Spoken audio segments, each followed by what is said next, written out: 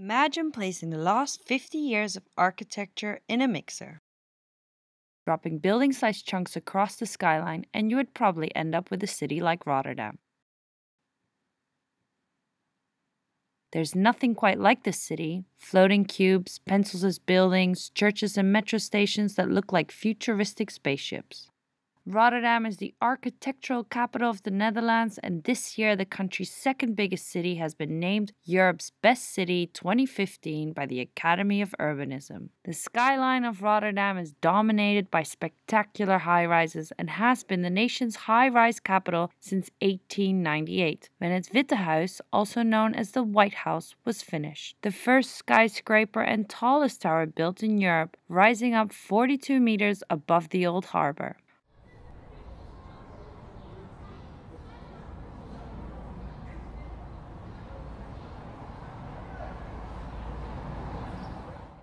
Rotterdam was bombed and completely flattened by the Luftwaffe in the Second World War, and since then it has served as the perfect city for experimentation in architecture. I met the Halen brothers, who were born and raised in Rotterdam. We spoke about how the war changed Rotterdam and how they view the city now. Ik hoorde op een donderdagmorgen, hoorde ik... 10 mei werden we gebombardeerd. Maar ja, wij hadden ook geen luchtverdediging, dus ze hebben op de gemakkelijke, ja, dat gooien we plat en dat gooien we plat en de rest branden we af. Dan zie je daar een stukje verschijnen en dan daar, dat sluipt erin. Heel voorzichtig. In Rotterdam is te veel veranderd. Het is koud, het is wel goed, het is veel beter, hij is veel sterker, maar het mooie, de warmte. Dat is met alles. Nou, waarom we hier gebleven zijn? Ja. Nou, omdat we Rotterdammers zijn. We hebben Rotterdam opgebouwd. Ja, zonder Rotterdammers heb je geen Rotterdam. As the brothers concluded, the citizens of Rotterdam have built the city to what it is today, and a perfect example of modern architecture can be found in the Kop van Zuid district connected to the Maas River. On the Maas River, you meet the Erasmus Bridge, also known as the Swan, which is designed by Berkel and Bos. The bridge acts as a gateway to Kop van Zuid district, the home of Rotterdam's iconic skyscrapers.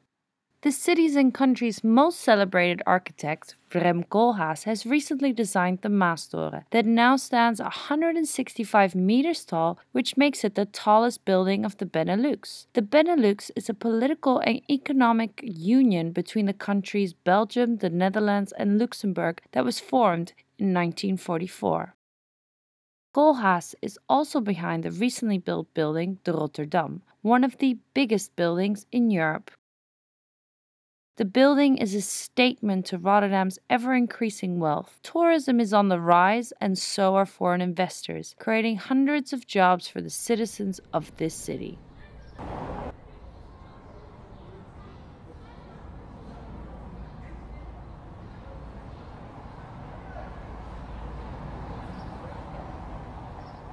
The Dutch city of Rotterdam is often referred as a hotbed of architectural activity and as a young, vibrant, innovative international city. Rotterdam never ceases to evolve and rebuild. The city's drive for innovation is evident at every turn. The central station underwent an impressive transformation, now fitting far more with the rest of the city's look. I spoke to one of the architects who planned and oversaw the construction of the new station. The building as it was actually a beautiful building, and many people in Rotterdam, they owned the building in their heart. It was a very beautiful building, had a lot of nice sculptures, but the problem was that it was too small.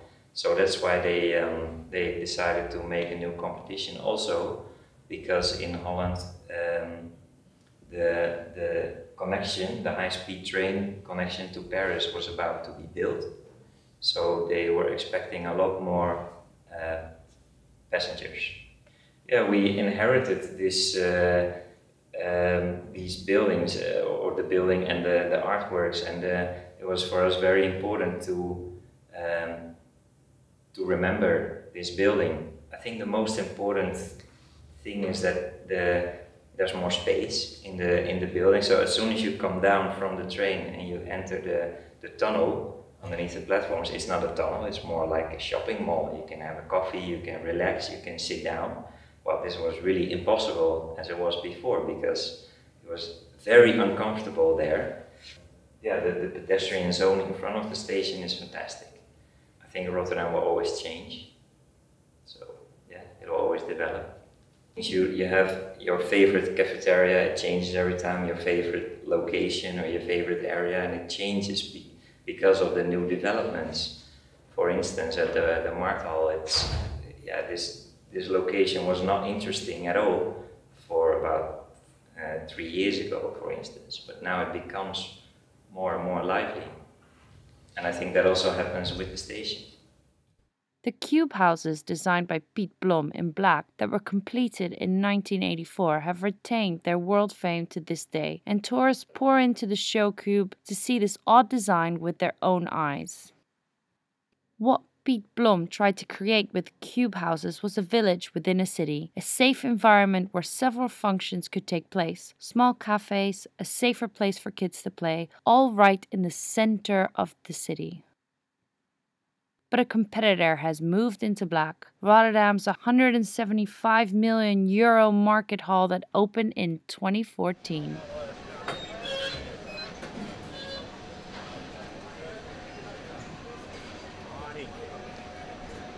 Do not fret when walking in. You have not dropped down the rabbit hole. The giant raspberries, sunflowers and butterflies are made by one of the latest Pixar softwares. I must say I was very much surprised about the beauty of this building. I'm very impressed. I've been here lots of times before, and every time I come here I think it's overwhelming. Exciting, yeah. More than shops alone.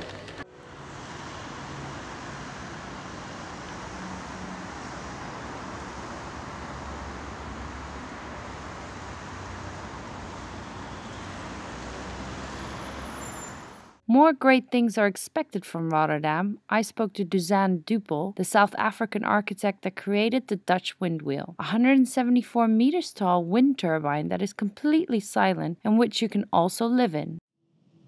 I moved to Rotterdam in '96 to do my internship at MVRDV Architects, and I fell in love with Dutch architecture. What Rotterdam needs is a combination of something like the London Eye, a touristic attraction, but with the windmill of the future.